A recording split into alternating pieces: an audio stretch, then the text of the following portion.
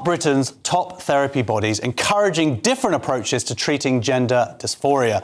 Former leaders suggest they are. Dr. Christian Buckland, ousted from the UK Counsellor of Psychotherapy, says activist influence is pushing children towards medical transition rather than exploring underlying issues.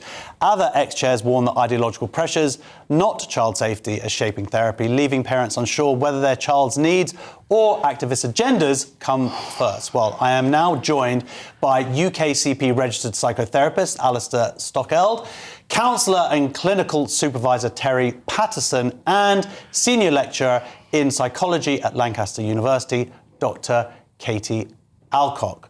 So this is an incredibly... Oh yes, let's have a round of applause, sorry. I just wanted to get straight to it because this is very important. So, look, this is vitally important, especially when we've seen this puberty trial possibly seemingly going ahead and places like the Tavistock closed down now. So the point is, how do these children get treatment that isn't medicalised? So, Alice, first of all, let's talk about it. The organisation that you're part of, how has it been, as the argument goes, institutionally captured by trans ideology? I found it utterly impossible to have a serious, reasoned, professional conversation with anyone in the organisation about how the problem of gender identity might be addressed. And you joined I believe you joined the magazines, but they put out, all these organisations, they put out magazines. We put out a quarterly journal, which is the main channel of communication. I imagine to talk about issues about therapy. Well, to talk, to think together, to reason, to use evidence. When the gender problem emerged on the horizon, it was completely new. We had a sudden upsurge of very young people, very vulnerable people, being told and believing that it was possible to change sex. And we had absolute professional silence on this matter. So I was aware that there were colleagues with a growing body of experience in treating these young people. They were publishing books, they were writing papers, and you would think that a proper professional body would disseminate these for general thinking. And I was told there's no way we're going to be publishing any of that kind of thing. Well, this is a huge problem, Terry, because if these organisations are captured, then we're not actually learning about other ways that these children could be treated. And for the people who aren't familiar with these issues, I guess the way it gets split up is there's the kind of affirmative therapy, which is, yes, someone comes in and says, I feel like a girl. You go, yes, you are definitely a girl. And then that can, of course, lead to medicalisation. And then there's talking therapy, which could be because there are all these other underlying factors like autism, like a previous history of abuse. And then that has not being sort of facilitated by, your organisation that you're part of? Yes, so I'm a member of BACP. It's the largest therapy professional body in the UK of over 70,000 members. And what we've found, I'm part of Thoughtful Therapists, is a campaigning group, and what we've found is that there's a complete capture of the institution. They really will not touch this. They completely promote a very pro-trans narrative.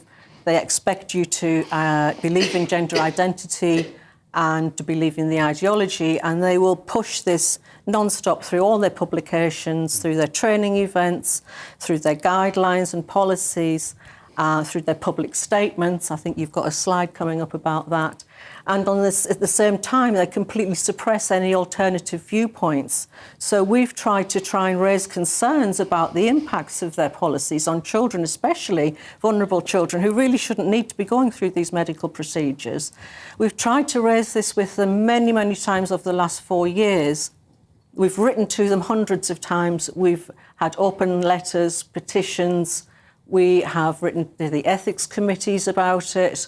We've tried everything you can think of, but they still won't look at this. They won't even comment on the CAS review. That's how bad it is. Using the internet without a VPN, a virtual private network, is a bit like taking to the road without car insurance. All it takes is one unlucky moment to cost you a lot of cash. This video's sponsor is Private Internet Access. They are the VPN to help keep you safe. Click the link in the description below to find out why over 30 million people have downloaded PIA to protect themselves online. A virtual private network is an app that hides your IP address and helps keep your data private. When you're browsing the internet at home, you give up a large amount of data to businesses, to shops, and indeed to social media giants too.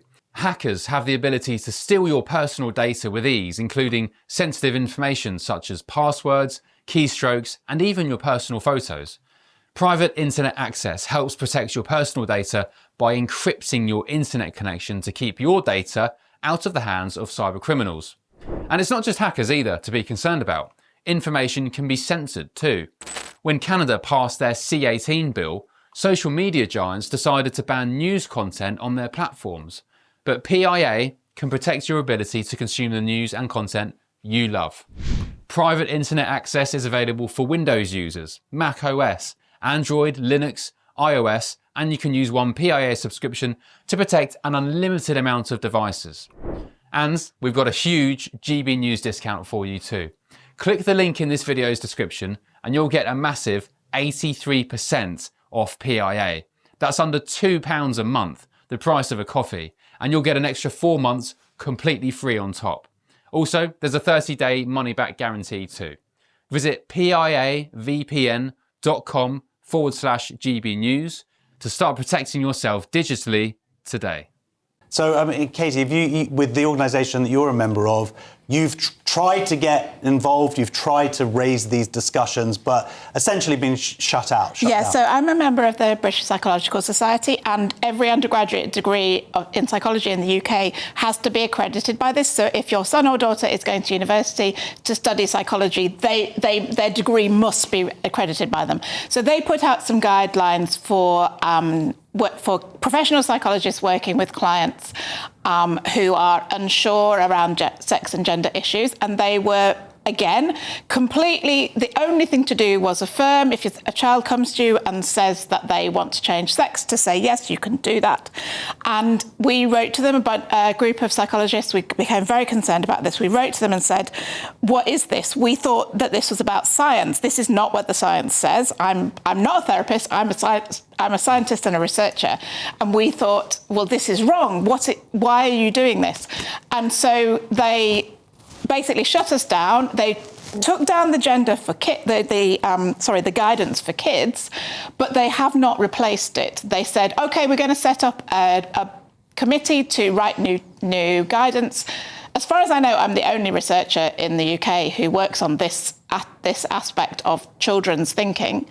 I applied to be on it. I've worked with the Department for Education, and you'd think I would be a shoo-in, but they didn't appoint me, and they still haven't produced any guidance. Well, this is it. So this lack of guidance and from the organisation, when we know that I think it's 85% of children will just naturally outgrow these feelings.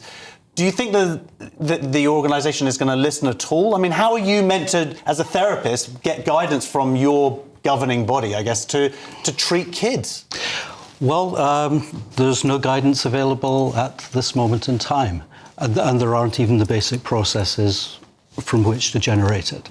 Wow. So, I mean, that's the problem, is it, Terry? Like, we're trying to deal with the fact that to stop this needless medicalisation of children. Yeah. But the other alternative then is this talking therapy. But if the bodies themselves aren't actually pushing, showing that, discussing that, allowing that, discussing the best ways for that to happen, then the children aren't being served, right? Well, one of the recommendations of the CAS review was that professional bodies need to come together and show leadership and provide guidance on the management of this population.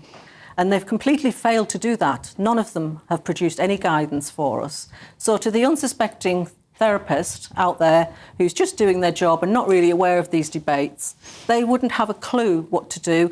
They would go along with what they think is expected of them, which is promoted everywhere you look in these organisations, which is to affirm and to support. It's never to challenge, never to look at any alternative explanations. It's purely to just go along with the child or the young person. Well, let's show that image, because when the Supreme Court ruled that sex refers to biological sex, this is what your organisation put out, right? The UKCP, which essentially shows how captured they are. We offer our support to the TNBGQ community, not just at this incredibly difficult time, but to let you know we are standing alongside you always. So that doesn't suggest that there's sort of looking at the totality of this issue at all. They seem to obviously go, this is what we think, and the Supreme Court, the law of this land, is a terrible thing for these vulnerable children. Absolutely, and they're completely immovable on it. You know, they won't look at any alternatives. They suppress any kind of questions that we raise. This leaves children and young people. I mean, therapists, there are 70,000 BSCP therapists. They're working in children's services and they're working in CAMS services, schools, universities.